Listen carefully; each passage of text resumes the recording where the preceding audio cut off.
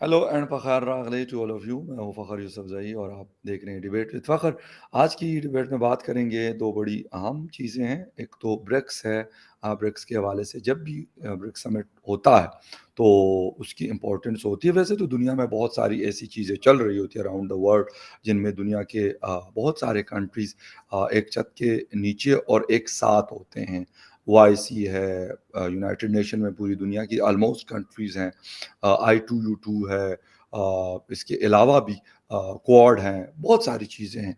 लेकिन ब्रिक्स की इम्पोर्टेंस शायद किसी और वजह से भी है कि जिसमें यूएस के अलावा, यूएस नहीं है, जिसमें चाइना है, ब्राज़ील है, इंडिया है और भी काफ़ी सारी कंट्रीज़ उसमें शामिल है, साउथ अफ्रीका जैसा मुल्क है।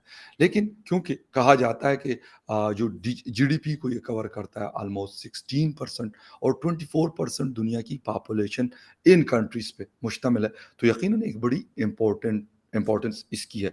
नए कंट्रीज़ शामिल होना चाहते हैं, करेंसी के हवाले से भी बात हो रही है। नरेंद्र मोदी साहब ने पहुँचना है 22nd ऑफ दिस मंथ, यानी कल ये पहुँचेंगे जोहानिसबर्ग में, ये समिट हो रहा है। और क्या ऐसी चीज़ें हो सकती है जिससे इस रीजन में तब्दीलियाँ वाक़या हो सकती है?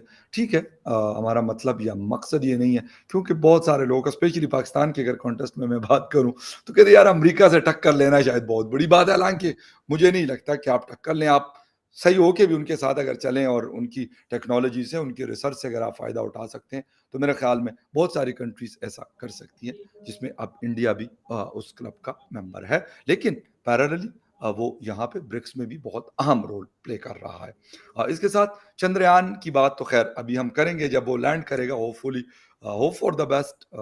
अभी भी कहते हैं कि वो खैरियत से लैंड करे प्रॉपर तरीके से। और क्योंकि रशिया का जो बाद में स्टार्ट हुआ था, उसने अपना मिशन स्टार्ट किया था, वो सुना है कि वो तबाह हुआ है। क्या हुआ है, ये सारी चीज़ें हम बात करेंगे। हालाँकि लोग ये भी कह रहे थे कि यार ये बाद में रवाना होगा, पहले पहुँचेगा ये। हुआ क्या? इस हवाले से भी बात होगी। बात करने के लिए हमारे साथ मौजूद है senior analyst from India doctor Abhishek Mishra साहब। डॉक्टर साहब, thank you very much for joining my show. Thank you, Fakir Bhai, for inviting me. Always a pleasure to be here. बहुत शुक्रिया। अच्छा डॉक्टर साहब, सबसे पहले तो ब्रिक्स पे जाएँगे। ब्रिक्स एक बहुत इम्पोर्टेंट फोरम है, क्योंकि एक कुछ ऐसी कंट्रीज़, बल्कि सारी ऐसी कंट्रीज़ शामिल है कि जो अमेरिका के बगैर है या अमेरिका से अलग है। अलग तो नहीं कहना चाहिए, कोई ना कोई कनेक्शन है, ट्रेड है, बिज़नेस है, क्योंकि दुनिया की बड़ी कंट्रीज़ हैं। ये पॉपुलेशन बहुत है। चाइना अगर इंडिया की पॉपुलेशन का हिसाब लगाया जाए, फिर ब्राज़ील को देखा जाए, तो एक बहुत बड़ी पॉपुलेशन बनती है दुनिया की। इकोनॉमी में भी नो डाउट कि 16% एक बहुत बड़ा नंबर है देखा जाए। और भी बहुत सारी चीज़ें। नरेंद्र मोदी साहब जा रहे हैं जोहानिसबर्ग, उन्होंने पहुँचना है। और क्या हो सकते हैं, शी जिनपिंग साहब से मुलाकात है, वो बाद में बात करेंगे। कहते हैं कि पॉसिबिलिटीज़ हैं कि मुलाकात उनसे हो जाए, तो यकीनन मेरा ख़्याल वो शायद न्यूज़ ऑफ द डे या आप कहें, जो भी हम कहें, या ब्रेकिंग न्यूज़ हम कह सकते हैं, क्योंकि दोनों के बीच में जो क्लैशेज़ है उसके बाद। लेकिन हो क्या सकता है? क्या ब्रेक थ्रूज़ हो सकती है इकोनॉमीज़ के हवाले से, टेक्नोलॉजीज़ के हवाले से, या किसी और तरफ? थैंक यू फकर भाई। देखिए, ब्रिक्स जो है ना, ये तो ब्रिक्स अफ्रीका समिट है पहली बात तो। जी, मतलब ब्रिक्स एंड अफ्रीका, हालांकि ब्रिक्स में South Africa itself is there.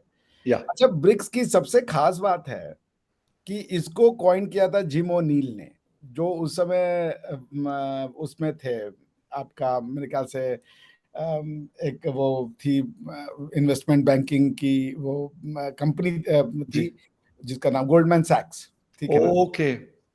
तो गोल्डमैन सैक्स में वो काम करते थे। उस समय 26/11 हुआ था। पूरी दुनिया का मार्केट जो था वो एकदम पेसिमिज्म का शिकार हो गया था और इकोनॉमी जो थी वो स्टैग्नेंट पे थी। तो जिम ओ नील ने गोल्डमैन सैक्स के लिए ये कहा कि दुनिया को 4 कंट्रीज के ऊपर ध्यान देना चाहिए, क्योंकि इनकी इकोनॉमिक डेवलपमेंट बहुत ज्यादा है, ग्रोथ रेट ज्यादा है, and they are the future prospect. Right. तो जिम ओ नील ने ये ब्रिक्स का वर्ड कॉइन किया। इसको पकड़ लिया ब्रिक्स नेशन ने, और इसको उन्होंने कहा कि हम आगे लेके बढ़ते हैं। मजे की बात है कि वॉल स्ट्रीट जर्नल या वॉल स्ट्रीट का जो Jim O'Neill is a big play, मतलब Wall Street kind of journalist जी, या जी। कल्चर, उसके कहने पे चाइना, जो कि वॉल स्ट्रीट का सबसे बड़ा वो समझ लीजिए कंपटीटर है या राइवल है, आइडियोलॉजिकल राइवल है, वो भी उसमें आया, क्योंकि उसने भी देखा कि ब्रिक में एक पॉसिबिलिटी तो है। हालांकि ब्रिक वैसा बन नहीं पाया। क्योंकि ब्रिक में ये भी था कि कोई एक ऑल्टरनेटिव मॉडल देंगे हम, जो वर्ल्ड फाइनेंशियल मैकेनिज्म है या वर्ल्ड इकोनॉमिक जो सिस्टम है उसमें ब्रिक एक ऑल्टरनेटिव के रूप में आएगा। ब्रिक की अपना इन्वेस्टमेंट बैंक होगा, ब्रिक का अपना लेंडिंग बैंक होगा, ब्रिक का अपना जो है ट्रेड पॉलिसी के रूल्स होंगे। इस तरीके के बहुत कुछ बातें हुई to lure the investment, but वैसा कुछ हो नहीं पाया। ब्रिक बैंक तो बना चाइना में, जी, but I don't think it is effective, हालांकि मुझे उसको ब्रश अप करना पड़ेगा। अब ये जो अफ्रीका में जा रहे हैं, it has lot of future, क्योंकि जो सबसे बड़ा चीज है कि जो डिस्कशन में आएगा कि जो लोकल करेंसीज है ब्रिक्स कंट्रीज की, दे आर एम्फेसाइजिंग कि अब ट्रेड उन्हीं में हो और डॉलर को रिप्लेस किया जाए। जी। ये प्राइम एजेंडा उस पे होगा। तो अब ओके ये सर। लोकल करेंसीज सिर्फ ब्रिक्स में नहीं, बाकी जो कंट्रीज हैं, क्या वो भी लोकल करेंसीज को एक्सेप्ट करने के लिए तैयार होंगी?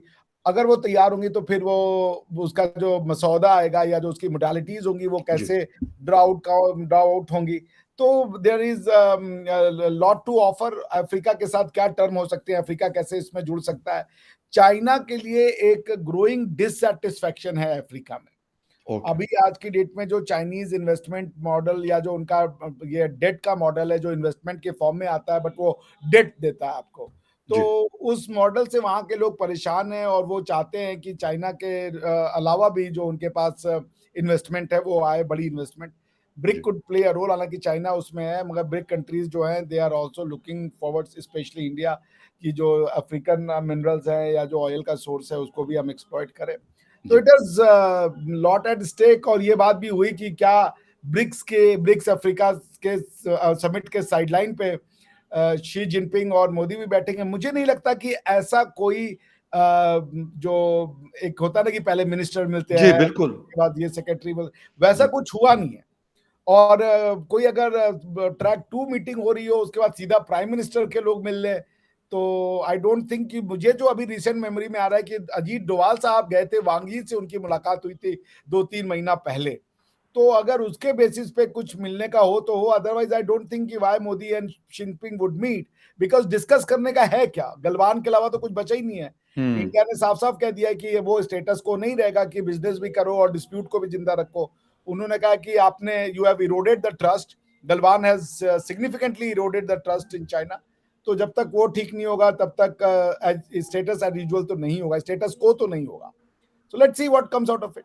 अच्छा डॉक्टर साहब एक चीज़ और है मतलब जिस वक़्त ब्रिक्स बना था उस वक़्त बड़ी मतलब बातें हुई कि जी ऐसा हो सकता है, ऐसा हो सकता है। हालाँकि इवन यूनाइटेड नेशन ने आज तक वो रोल प्ले नहीं किया, ओआईसी हो या इस तरह के और अरब लीग है, बहुत सारे मुख्तलिफ ग़ालिबन अफ्रीकन कंट्रीज़ की भी कोई एक इस तरह की वो मौजूद है। लेकिन क्या लगता है आपको कि इससे कोई बेनिफिट हो सकता है as a country, as a nation? क्योंकि बहुत सारे कंट्रीज़ कहते हैं इंटरेस्टेड है जिसमें ईरान है, सऊदी अरेबिया है, ग़ालिबन इंडोनेशिया है और बहुत सारे लोग इंटरेस्टेड कहते हैं कि 25 तक मेंबर्स इसके जा सकते हैं। तो वो क्यों है? अगर लेट्स सपोज़ मैं ये कहूँ कि यहाँ पर शी जिनपिंग साहब और मोदी साहब 2 बड़े लीडर्स हैं। दोनों मतलब 140 करोड़ या 140 करोड़ से थोड़ा-सा नीचे चाइना की पॉपुलेशन है, 140 प्लस की इंडिया की पॉपुलेशन है। तो अगर इनकी बात नहीं होती और ये सारा कुछ नहीं होता, तो डू यू थिंक कि फिर इस तरह की समिट्स का या फिर इस तरह के बैठने से कोई फ़ायदा है? देखिए, ये तो बिल्कुल बहुत अच्छी पॉइंट आपने उठाई है कि एक जी। आयरॉनिकल सिचुएशन है कि ब्रिक्स के जो दो मेजर प्लेयर हैं, बिकॉज बेशक, रशिया तो बैक ट्रैक बिल्कुल। हो, रशिया की इकोनॉमी में अब कोई वो बात नहीं है। जी, वो दोनों they don't see each other eye to eye, ये तो सच बात है। और फिर उनके बीच में ट्रेड टाइज भी अब उस तरीके के नहीं रह गए हैं। बिल्कुल। There is of course slow down. तो बात आपकी सही है कि अगर मोदी और जिनपिंग नहीं मिलते हैं, शी जिनपिंग नहीं मिलते हैं, तो इससे क्या ये ब्रिक्स के लिए अच्छा है? जी, मगर एट द सेम टाइम एक रियलिटी ये भी है कि there is a growing tiredness among the international community regarding the western made social legal order. Okay. ये जो western made and western run जो लीगल ऑर्डर है, इसमें जो ये एक नॉन वेस्टर्न कंट्रियां जो हैं वो they feel suffocated, okay. Because की there is a clear cut की वेस्ट की जो डुअलिटी है, डबल जी, स्टैंडर्ड है, वो जी, बिल्कुल। साफ दिखता है। बेशक, बिल्कुल सही यूक्रेन कह पे अटैक हो, गोरा मरे तो हाय तौबा मचा दो, लेकिन इराक पे अटैक हो, यस, ईरान पे बिल्कुल अटैक हो, ठीक है। अफगानिस्तान पे अटैक हो, तो या वो जायज़ है, वहाँ पे आतंकवादी हैं। जी, कनाडा में अगर बैठ करके खालिस्तानी बोले कि भई या हम तो एम्बेसडर को मार देंगे, हम यूके तो में ये कर देंगे, तो वो फ्रीडम ऑफ स्पीच है। यूके में झंडा चढ़ा दो, अपना हाँ, दूसरे का वो सब उतार दो, सॉवरेन कंट्री, एक डेमोक्रेटिक कंट्री का। वो सब फ्रीडम ऑफ स्पीच है, या लेकिन अगर वो पाकिस्तान में हो जाए तो वो टेररिज्म हो सर जाता है। बहुत बड़ा जवाब जी, तो पॉइंट ये है कि ये जो वेस्टर्न डुप्लीकेसी है ना, इससे there is a growing tiredness. तो वो ओके। जयशंकर जी ने बड़ा एप्टली पुट किया था, उससे सर उन्होंने उसके बाद तो मतलब मैं तो पहले भी उनका फैन था, लेकिन मेरे जैसे बहुत सारे लोग इसकी मिसालें देते हैं, अभी तक दे रहे हाँ, भाई मैं भी हूँ, मैं भी उनका फैन नहीं हुआ फॉर द बिल्कुल बहुत ईयर। मिसालें, पाकिस्तान की है तो मैं बहुत मिसालें दी है, कहते ये बात होती है, इस तरह बात करते हैं। एग्ज़ैक्टली। Please please. तो मुझे याद है वो क्वेश्चन पूछा उस लड़की ने कि जी देयर विल बी बिल्कुल। There is no doubt. अच्छा देखिए, एरोगेंस देखिए उस लड़की का। शी सेड कि देखिए ये तो तय है कि दुनिया में 2 ध्रुव होंगे, 2 एक्सिस होंगे। एक वेस्ट का एक्सिस होगा, एक चाइना या का एक्सिस होगा। तो आप कहाँ हैं उसमें? तो मैं भी अगर जयशंकर जी की तरह होता तो मैं भी गुस्सा था। भई क्यों 2 एक्सिस है भई? तुम्हारी कंस्ट्रक्ट है, हम पे क्यों थोप रहे हो? हम नहीं मानते कोई एक्सिस-वैक्सिस है। हमारी या अपनी थर्ड एक्सिस है।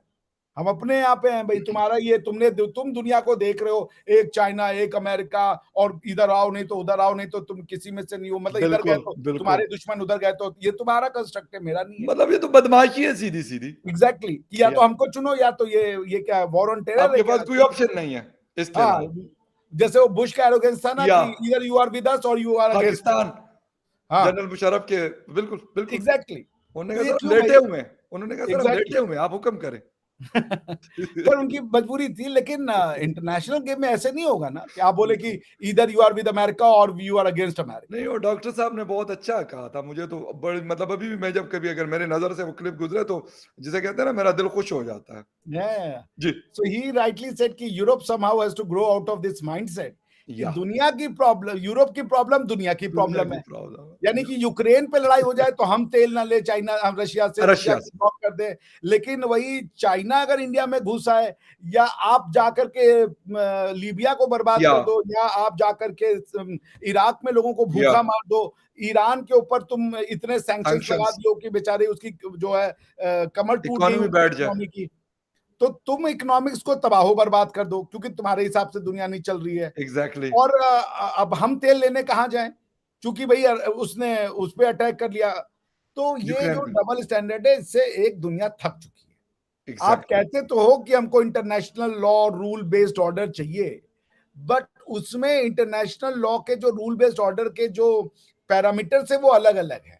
अमेरिका हुँ, है तो अलग है, वेस्ट है तो अलग है, इंडिया है यस, और पाकिस्तान है और चाइना है तो वो भई अलग है। तो there is a growing tiredness. अब मगर पॉइंट ये है कि फिर इसका ऑप्शन क्या है? क्योंकि या आईएमएफ है, जो जितने भी वर्ल्ड बैंकिंग, बैंक है, yes, IMF, world bank, even जो बासेल एग्रीमेंट है जिसमें दुनिया भर की बैंक्स जो आपस में ट्रांजैक्शन करती हैं, स्विफ्ट के ज़रिए। वो जो बासेल एग्रीमेंट से ही चलते हैं, वो सारे के या सारे स्विट्जरलैंड में बासेल करके एक सिटी है, जी, वहां से सब वेस्टर्न मेड है, स्विफ्ट है। बिल्कुल सर। आपको अगर आज की डेट में पाकिस्तान से बाहर पैसे भेजने हैं तो आपको सिवाय वेस्टर्न मेड सिस्टम के कुछ है ही नहीं आपके पास। ना जा सकते हैं और ना आ सकते हैं सर। जा सकते हैं, ना आ सकते हैं, तो बिल्कुल, उनको तो कल को पाकिस्तान का गला चोक करना है, वो स्विफ्ट 1 बंद कर सेकंड देंगे, खत्म लगेगा, खेल खत्म। 1 सेकंड लगेगा। 1 सेकंड लगेगा। बिल्कुल, तो अब जैसे इंडिया ने उसका एक ऑप्शन निकाला कि we are going for UPI which is India centric payment system. Point okay. यही है कि एक ये मुद्दा है कि BRICS can it be an alternative given that आपने बताया जी। जी, अच्छा डॉक्टर साहब सॉरी आपको इंटरप्ट कर नहीं, रहा नहीं, हूँ, बोले, लेकिन बोले। मेरे माइंड में एक सवाल उठा कि सर यूरोपीय यूनियन है, अब वहाँ पे भी डिफरेंट लैंग्वेजेज़ भी बोली जाती हैं, कुछ लोग एक जैसे तो नहीं है ना, पोलैंड के लोग जर्मन जैसे नहीं हैं, जर्मन वाले जो है डेनमार्क जैसे नहीं है, डेनमार्क वाले जो लोग हैं, फ्रांस जैसे नहीं हैं। सबकी लैंग्वेजेज़ डेनमार्क वाले डैनिश बोलते हैं, फ्रांस वाले मोस्टली फ्रेंच बोलते हैं, जर्मन इवन अभी भी जर्मन बोलते हैं, कुछ इंग्लिश भी बोलते हैं, इटालियन बोलते हैं, इटली वाले अंग्रेज़ी इतनी अच्छी नहीं है उन लोगों की। लेकिन इसके बावजूद एक सब मुद्दों पे एक हैं। हम सर यानी करीब के जो ममालिक हैं, इवन साउथ एशिया हो या इस तरह के, हमारा क्या मसला है कि हम यानी मैं ये नहीं कहता डिस्प्यूट्स नहीं है सर।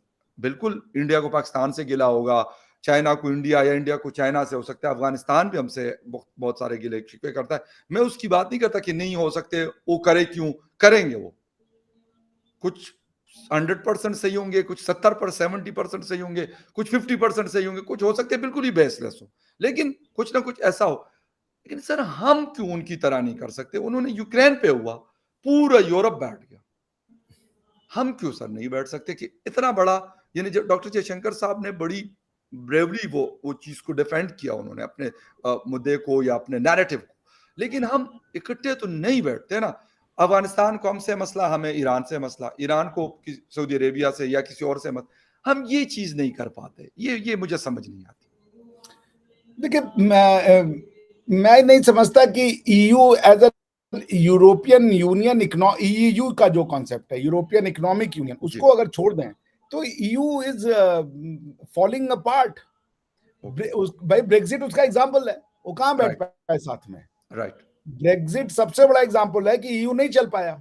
अब सर, ईयू टिका इसलिए हुआ है क्योंकि जो चार पावर हैं वो ईयू को टिका करके रखना चाहती हैं, जर्मनी, फ्रांस और कुछ स्कैंडिनेवियन कंट्री। जी, वरना आप देखिए, जब ग्रीक्स 2-3-4 साल हाँ, पहले जब कोलैप्स हो गया या था, बिल्कुल, तो यूरोप में बहुत बड़ा मुद्दा हो गया था। यूरोप के लोग भी नाराज हुए थे कि हम क्यों इनको ये सोशलिस्ट पॉलिसियां चलाते हैं, इनकी इकोनॉमी एकदम बैठी हुई है, हाँ, हम अपने पैसे से इनको क्यों पाल पोस के बड़ा या करें। तो और ये भी देखिए कि जो रशिया के साथ ये जो हुआ या कन्फ्रंटेशन, उन्होंने सैंक्शन तो लगा दिया, लेकिन सैंक्शन लगाने के बाद इटली के थ्रू वो स्मगल करके ये ऑयल खरीदना इन्होंने शुरू किया। इनका स्ट्रगल एग्ज़ैक्टली, दो इनका जो सैंक्शन था 2 महीने से ज्यादा नहीं टिका। राइट, तो राइट, पॉइंट ये कि हम ऐसा क्यों नहीं कर पाते या वो ऐसा क्यों कर पाते हैं, वो उनकी जो वर्ल्ड वॉर में जो उन्होंने किलिंग करी, और उन्होंने कुछ चीजें की जो हमारे यहाँ पे अभी नहीं हो रही हैं, और हमारे या यहाँ पे कॉलोनियल हैंगओवर भी बहुत ज्यादा है। या उन्होंने ये करा कि उन्होंने यूरोप को ये समझाया कि ये बिकॉज की वो वर्ल्ड वॉर 1 और 2 बेसिकली यूरोपियन वॉर, वर्ल्ड 2 है। बेशक, बेशक। हम आप तो खाली उसमें प्यादे थे, we were the fodder of the बिल्कुल कैनन सर, जिसे कहते हैं ना, एग्री कैनन सर, फॉडर थे और तो कुछ नहीं थे। बेशक, बेशक। हमारे लोग मरने मारने गए थे वहां पे हाँ, बस। बिल्कुल, बिल्कुल। तो पॉइंट ये कि अब यूरोप ने अपनी इतनी मारकाट के बाद और पूरा जो वर्ल्ड ऑर्डर बना, जब ओटोमन एम्पायर टूटा, हब्सबर्ग एम्पायर टूटा, तो यूरोप में ये हुआ कि यूरोप कैसे गवर्न होगा। तो उनको ये समझ में आया कि यूरोप को गवर्न करने का एक ही तरीका है, नेशन स्टेट, और उसके बाद एक यूरोपियन यूनियन फेडरल स्ट्रक्चर। यानी कि वो इंडिया बनना चाह रहे थे, मगर वो इंडिया नहीं बन पाए। राइट, जो इंडिया, भाई यूरोप की कंपैरिजन करना है तो इंडिया से कीजिए, जैसे वहां पे या जितने स्टेट हैं, फ्रेंच है, जर्मन है, वही हमारे यहाँ तमिल है, तेलुगु है, सेम चीज है। वो भी एक कॉन्टिनेंट है, हम भी एक या कॉन्टिनेंट है। टेक्निकली उनको भी कॉन्टिनेंट नहीं होना चाहिए क्योंकि वो बेसिकली एक्सटेंशन है एशिया का। या ठीक है ना। एग्ज़ैक्टली। तो अब वो अपने आप को, आप भाई कॉन्टिनेंट का कंडीशन ये होता है कि आप बाकी के लैंड मास से जुड़े हुए ना हो, हुँ, डिवीजन हो लैंड मास का। जैसे ऑस्ट्रेलिया एक कॉन्टिनेंट है। या तो आप कुछ बोलना चाह रहे हैं? अच्छा डॉक्टर साहब एक चीज़ मोदी साहब ने जाना है यकीनन पार्टिसिपेट कर रहे हैं। आपने बात की अफ्रीकन कंट्रीज़ की और चाइनीज़ जो डेट्स हैं। बहुत सारी दुनिया के ममालिक हैं, हम भी उसमें शामिल है पाकिस्तान। आपको क्या लगता है कि कुछ चीज़ें ऐसी नज़र हमें आई कि बहुत सारी कंपनीज़ से वहाँ से निकली चाइना से और कुछ इंडिया में आ गई और कुछ आने के लिए तैयार हैं या आना चाहते हैं। तो इस तरह जो अफ़्रीका की मार्केट है या जो वहाँ इन्वेस्टमेंट है, यकीनन उनको इन्वेस्टमेंट चाहिए। वहाँ पे बहुत पॉवर्टी है, टेक्नोलॉज़ीज़ की बहुत प्रॉब्लम्स हैं। तो वो चाइना जो था उसको रिप्लेस किया जा सकता है। ऐसी कोई चीज़ आपको लगती है? क्योंकि इससे पहले भी एक बहुत छोटी सी कंट्री का वेस्ट अफ्रीकन कंट्रीज़ का G7 से मोदी साहब ने दौरा किया था। देखिए, चाइना को रिप्लेस करना, अगर आपका ये क्वेश्चन है कि कैन चाइना जी, be replace from the African market, या, तो वो देखिए उतनी कैपेसिटी। जब चाइना, आपको पता ही होगा, अफ्रीका अराउंड 1.4 बिलियन पीपल लोग हैं। या अच्छी खासी पॉपुलेशन इंडिया बहुत के बड़ी बराबर पॉपुलेशन है, है, बिल्कुल। कोई छोटी मोटी पॉपुलेशन नहीं है। एग्ज़ैक्टली, उसको कैटर करने के लिए जो जिस तरीके के लार्ज स्केल की डेवलपमेंट चाहिए या इन्वेस्टमेंट चाहिए, वो अभी इंडिया के पास नहीं है। बिल्कुल ओके, है, राइट, मगर उस लेवल का नहीं है कि आप सबको कैटर कर पाए। ओके, बस चाइना की जो सबसे खास बात है ना, कि चाइना में सिंगल विंडो क्लियरेंस का कॉन्सेप्ट है। उनकी कंपनी गई वहां काम करना शुरू कर देती है। हमारे यहाँ ये नहीं, आप कंपनी गई अगर वहां पे ओएनजीसी विदेश निगम लिमिटेड अगर गई भी, तो उसको फिर यहाँ से परमिशन, ये परमिशन, वो परमिशन, बड़ी मुश्किल हो जाती है। ओके, ओके, राइट, और दूसरी चीज ये कि चाइना ने इंडिया के ग्रोथ से पहले ही वहां दांत और पंजे गड़ा दिए हैं। ओके, तो उसको कंप्लीटली अप्रूव करना नहीं होगा। जैसे आप देख लें फ़खर भाई, जितनी भी इकोनॉमिक जो ये प्रोफेसीज़ हैं इकोनॉमिक ग्रोथ की, वो सब ये कहती हैं कि 2050 में इंडिया, अमेरिका और चाइना, क्रम कुछ भी हो, whatever be the hierarchy, may be China, या अमेरिका, इंडिया, या एग्ज़ैक्टली। चाइना, इंडिया, अमेरिका, या अमेरिका, इंडिया, जो भी हो, मगर वो सब कह रहे हैं कि यही 3 कंट्रियाँ होंगी, टॉप हुँ, 3 इकोनॉमीज़। तो हुँ। इसका तो ये मतलब है कि चाइना का ग्रोथ नहीं रुकने वाला है। स्लो डाउन होना एक ओके। अलग चीज़ है, right, right, right. China is not going to be written of.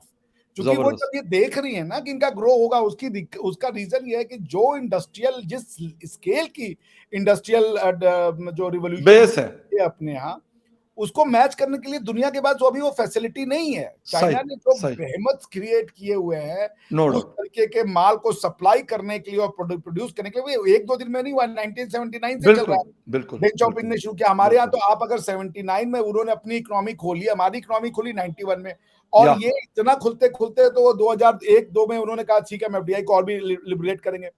तो 1979 से उन्होंने फैक्ट्रियां लगानी शुरू करी, और आज चाइना के अलावा एपेटाइट नहीं है, या India will take chunk of that, but it will take some time. But even आप सम टाइम भी कर देना, वो लार्ज स्केल जो चाइना का है, फाइन, फाइन, ठीक उसको है, आप ठीक है। डिस्काउंट नहीं कर पाएंगे। वो ओके कोई सर। भी एक कंट्री नहीं, बिकॉज देखिए यूरोपियन यूनियन में एक चीज है कि उनके जो लॉज हैं एनवायरमेंट के, और ये वो इतने ज्यादा उन्होंने स्ट्रिक्ट कर दिए हैं कि इन नियर फ्यूचर ये जो मैन्युफैक्चरिंग है वो तो यूरोप में नहीं जा रही है, एकदम तय बात है। ओह!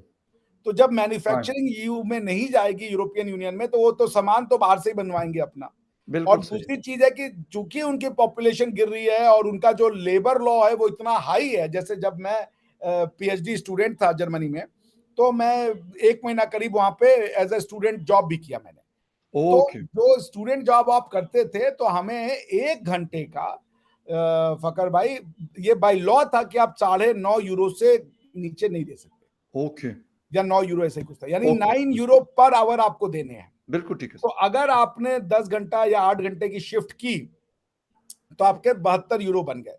ओके, 72 यूरो आज की डेट में कम से कम आप समझ लीजिए, ये हो गया कुछ नहीं तो अगर 8 सत्ते 56, 550-600 रुपए के करीब करीब ये बन जाता है। ठीक है हज़ार के, ना, सॉरी, साढ़े हज़ार के, पाँच छह हजार रुपए के करीब। हज़ार के। ठीक है ना, बिल्कुल। ये बन जाता है।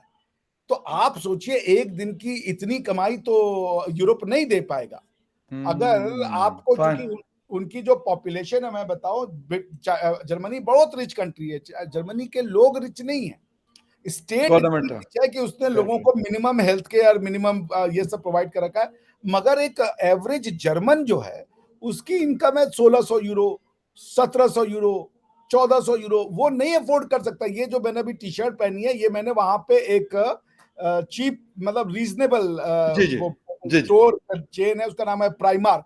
अगर ओके। आप कोई बाहर गए होंगे, जी, सो जी। प्राइमार्क है, ये बांग्लादेश से, चाइना से, इंडिया बिल्कुल, से, पाकिस्तान से पाकिस्तान से बिल्कुल बनते हैं। कपड़े बनवाते हैं और अपने यहाँ बेचते हैं। बिल्कुल। अगर ये कपड़े यहाँ से ना बन के वहां सीधा बनने लगे, इसकी कॉस्ट जो है, मेरे ख्याल से 1-2 यूरो या 2-3-4 यूरो, 5 यूरो की होगी, इससे ज्यादा नहीं होगी। हुँ। 4 या 5 यूरो से ज्यादा तो नहीं होगा, या हो सकता है तीन जी। यूरो का भी हो। जी, जी। तो 3 यूरो का मतलब हो जाता है ये 200-250 की टी शर्ट है। ठीक बिल्कुल है। सही, बिल्कुल। अब वो अगर वहां मैन्युफैक्चर करवा रहे हैं, और 90 यूरो वो दे रहे हैं आपको, क्या नाम है, पर डे का, और अगर पर डे आपको का परमानेंट रखना है, लेबर कॉस्ट।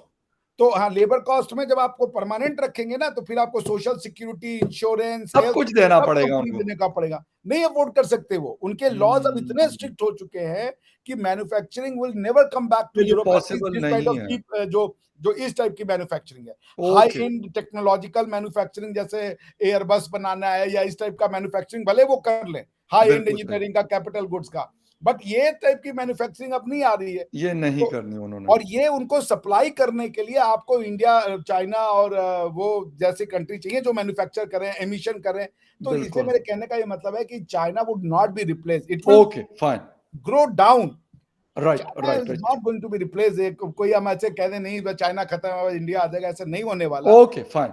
अच्छा डॉक्टर सो साहब दैट्स व्हाट। थोड़ा-सा आते हैं रशियन मिशन पे लैंड नहीं किया, बीच में तबाह हुआ है और होपफुली एक आध दिन के बाद इंडियन मिशन ने, चंद्रयान ने लैंड करना है। पिक्चर्स-विक्चर्स तो आई है पाकिस्तान में अभी शो से पहले भी आपसे मैं बात कर रहा था, अभी शो के दौरान भी ये कि डॉन कवर कर रहा है मुसलसल उसकी जो कवरेज है, और मैंने देखा एडिटोरियल तक पब्लिश की है, जो बड़ा अच्छी अच्छी बात है मेरे ख़्याल में, बड़ी क्योंकि बहुत बड़ी बात है।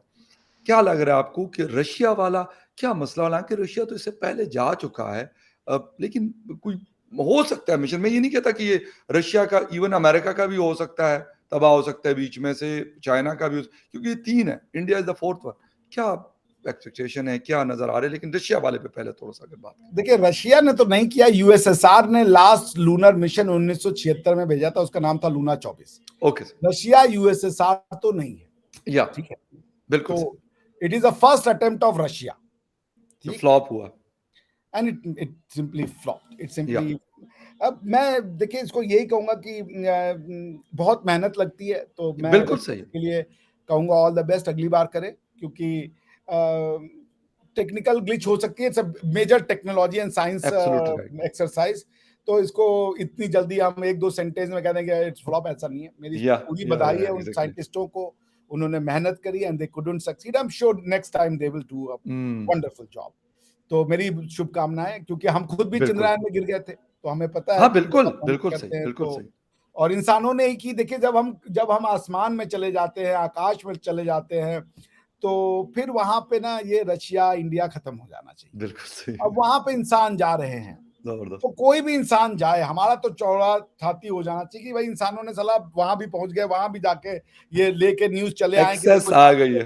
मिलती है। तो मुझे लगता है कि अगर रशियंस होते तो भई मैं उतना ही खुश होता कि भाई ज़बरदस्त। शाबाश! नहीं, मैं वो नहीं कह रहा हूँ, क्योंकि मैंने एक खबर पढ़ी थी कि वो बाद में उनका मिशन स्टार्ट हुआ था, तो किसी ने लिखा था कि देखें इनका बाद में जा रहा है और ये इंडिया से पहले पहुँचेगा।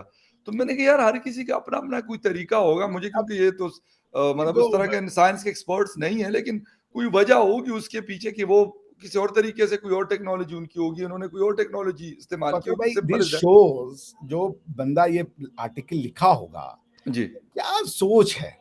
इंडिया एब्सोल्यूटली से राइट। पहले पहुँच एग्री, जाओगे, एग्री। उसी ने ये थॉट प्रोसेस हमारे आपके दिमाग में डाल दी, या इंडिया पहले नहीं या पहुँचेगा, ये क्या या ज़रूरत है यार इसकी? यस, अरे एग्ज़ैक्टली। 2 की जगह 1 की जगह 2 पहुँचेंगे तो ज़्यादा इन्फॉर्मेशन आएगी ह्यूमैनिटी को। एग्ज़ैक्टली, एग्ज़ैक्टली, ठीक बिल्कुल, है ना? अगर बिल्कुल। मान लीजिए कल को पाकिस्तान में हम कह रहे हैं पाकिस्तान और इंडिया में रेस चल रही है, पहले अरे भाई दोनों पहुँचो, जिसका जो कैलकुलेशन है वो पहुँचेगा उस दिन। एग्ज़ैक्टली, बिल्कुल ठीक, अब बिल्कुल ये सही। लिखने वाले की मानसिकता सोचिए, अब वो ये नहीं देख रहा है कि ये डेटा ये लाएगा, इस डेटा दोनों डेटा को मिलकर, जैसे नासा और इसरो के कंबाइंड एफर्ट से ये पता लगाया गया था कि चांद पे पानी है। आपको पता है ज़बरदस्त, जो चंद्रयान 1 था ज़बरदस्त। उसने या और नासा ने मिलके पता लगाया था एनालिसिस करके कि हाँ there is a water droplets possible. Okay, good, तो गुड। जिसे कहते हैं ना, ये फोर्स मल्टीप्लायर के रूप में देखे जाना चाहिए। मैं ऐसी पत्रकारिता या ऐसी एनालिसिस के अगेंस्ट हूँ। गलत, दिमाग गलत। में डाल दिया अब इंडिया हार जाएगा, इंडिया, अरे कोई रेस लगी है यार नहीं, नहीं, नहीं, कि बिल्कुल वो हार सही है। जाएगा। वो अगर चंद्रयान से पहले लूना 2 पहुंच जाता और चंद्रयान बाद में पहुंच जाता तो इंडिया छोटा हो जाता। कुछ ये भी नहीं। क्या मानसिकता है? एग्ज़ैक्टली, दिस इज बिल्कुल नॉट। सही, बल्कि बिल्कुल सही। ह्यूमैनिटी से अगर कल को जैसे आज हम आप बात कर रहे हैं फखर भाई, इंसानों ने तो फिजिकल सॉवरेनिटी को उनके नाम पे बाउंड्री खींच दी कि हम बहुत सॉवरेन बड़ी, अलग अलग है। और बिल्कुल, उसी इंसान ने इंटरनेट बना के वो सारी फिजिकल बाउंड्री खत्म कर दी। एग्ज़ैक्टली, अब तो बिल्कुल इंटरनेट सही। पे प्यार हो रहा है, कहां से रोक लोगे तुम? रोक लो। एग्ज़ैक्टली, बिल्कुल सही है, तो बिल्कुल सही है। पॉइंट ये है कि ये एक वर्चुअल वर्ल्ड है ना, बिल्कुल ये सही कह रहे एक अपने आप में एक हैं। दुनिया है भाई, एग्ज़ैक्टली। हम आप बात कर रहे हैं पड़ोसी की तरह। गोवा में एक आदमी बैठा हुआ, दूसरा और इस्लामाबाद में बैठा हुआ है। शायद 2-3 हज़ार किलोमीटर का डिस्टेंस तो होगा ऑलमोस्ट, तो इतना ये शायद। कितनी लंबी भी दीवारें खड़ी कर दें, लेकिन इंसान ने उस एग्ज़ैक्टली, बहुत दीवार के बड़ी। ऊपर से जोड़ दिया है। नहीं, नहीं, कमाल किस्म कमाल का के इसमें, किस्म का। इसमें कोई तो शक नहीं है। जी, जी। मैं तो भाई और इसको ऐसे देखता फकर भाई कि अगर वो पहुंचते तो दो दो हमारे पास इंफॉर्मेशन या आती। या बिल्कुल वो सही भी है। कुछ ले और आते, जी, हम भी जी। कुछ लाते, नो मिलते डाउट, और कुछ एडिशनल आ जाता। अपने-अपने तो तरीके से, अपने क्योंकि अपने सारी कंट्रीज़ अपनी रिसर्च कर रही होती है, भाई जिसके और वो पास पैसा है और क्षमता है, आए भाई। हम जैसे भाई बेचारी अफ्रीकन कंट्रीज़ हैं छोटी-छोटी, नहीं उनको बिल्कुल, नेचर ने दिया भाई। नेचर भी तो उनके साथ इतनी क्रूअल रही है अफ्रीकन कंट्रीज़ के साथ। बेशक, सूरज बेशक। सर पे, वहाँ पे बेचारों को ड्राउट है, कभी खेती-बुआई क्या करनी है, नहीं कभी है, क्या है, कुछ बिल्कुल, सूखा है, बिल्कुल तो वो सही। बेचारे क्या कर लें अब? वो उनकी एग्ज़ैक्टली, गलती है कि अब वो नहीं भेज पा रहे, नहीं है उनके पास रिसोर्स। नहीं है उनके उनको पास ईश्वर रिसोर्स। ने या नेचर ने नहीं दिया, मगर वो भी हमारा ही पार्ट है ना, हमारे पार्ट है, हमारी तरह के ही इंसान हैं, मैं बल्कि ये इंसान है। आसान तो वर्ड ये होगा। वो अलग बात है कि वो वेस्ट अफ्रीका में रहते हैं, हम हम किस्मत वाले हैं कि सबकॉन्टिनेंट में रहते हैं या आप एशिया यहाँ में पैदा रहते हो हैं। गए, मैं यहाँ पैदा हो गया। बेशक, बेशक, बेशक, बिल्कुल अगर ठीक, हम वहाँ बिल्कुल। गलती से पैदा होते तो इसमें फिर हमारी क्या आपकी होता? गलती तो नहीं। नहीं, नहीं, किसी की गलती नहीं है, इवन उनकी भी नहीं है और इसमें एग्ज़ैक्टली, कोई डाउट नहीं है। डॉक्टर साहब बस यही कहेंगे एंड पे कि जब लैंड करेगा चंद्रयान तो यकीनन उस दिन भी मतलब बड़ा एक बहुत बड़ा दिन होगा। मैं ये नहीं कहता कि यार ये सिर्फ़ इंडिया के लिए बड़ा दिन होगा। हम एग्ज़ैक्टली, पाकिस्तान में बैठ के भी हमारे लिए भी बहुत बड़ा दिन होगा कि एग्ज़ैक्टली। यार मानवता के लिए बहुत बड़ा हमारे दिन एक साथ का मुल्क लैंड करेगा होपफुली ऑन द मून तो बहुत बड़ी बात होगी। और बेस्ट विशेस यही कह सकते हैं क्योंकि हम तो ना साइंसदान हैं, हम है। और एक कोई चीज़ और हेल्प कह नहीं कर दीजिए, सकते। जी, जी। Let's celebrate humanity. मानवता एब्सोल्युटली का राइट, ये जो है वो एक उत्सव होगा। एब्सोल्युटली ये राइट। मानवता का त्योहार होगा। त्योहारों ने लोगों को बेशक, बाँटा, ये मानवता का है भाई, ये सबका है। Absolutely right. मैंने कहा कि हम कोई साइंसदान तो है नहीं कि कोई हेल्प कर देंगे कि यार इस तरह नहीं इस तरह हो जाता तो शायद डॉक्टर साहब भी उनकी अपनी एक फील्ड है, मैं खुद जर्नलिस्ट हूँ। लेकिन बेस्ट विशेस और यस, प्रेयर्स ये हमारी तरफ से हो सकती हैं एग्ज़ैक्टली। और हम बिल्कुल करेंगे और करना चाहिए। तो best of luck to all of you and doctor साहब आपका बहुत शुक्रिया, आपने शो जॉइन किया and viewers thank you very much for watching debate with Fakhar Yousafzai. किसी और डिबेट में आपसे फिर मुलाकात होती है, तब तक के लिए take care and bye. Thank you. Thank you doctor साहब, थैंक यू वेरी मच।